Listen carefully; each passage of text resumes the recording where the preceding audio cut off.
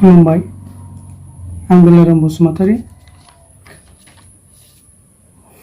Online खन्थाइ आवरायनाय बादायलायनायाव आंबो बाहागो लानो सानदों। आंनि गामिया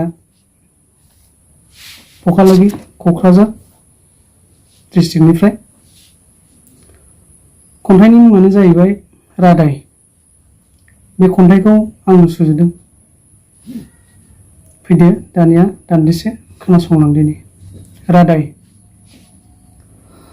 बैसाग दाननि जोबथा खालाराव रादाय होदोंमोन अनजालुआ आंनो, दलियाव दिखांना हिन्जाव गोदान साजायना लांगोन आंखौ जुलिनि मन्दपाव।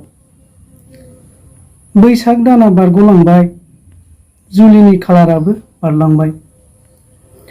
रादाय होखानाय बायदि सफैयासै माथो आंनि अनजालुआ।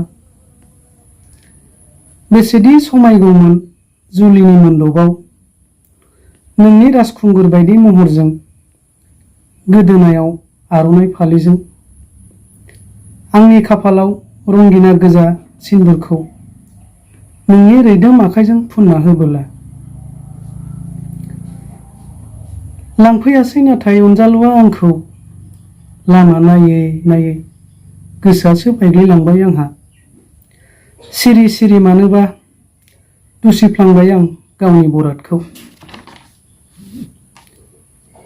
रादाय होफ्लाना थगायलांबायसो नामा, जुलिनि खोथा होना आनज्रायलांबायसो नामा, आंनि अनजालु रजेया आंनि जिउनिफ्राय।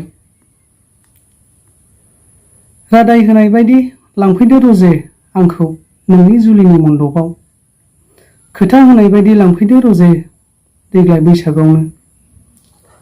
नोंनि हिन्जाव गोदान महरै लांफैदो रजे दलियाव दिखांना। खन्थाइया एसेनोसै। गोजोन्थों।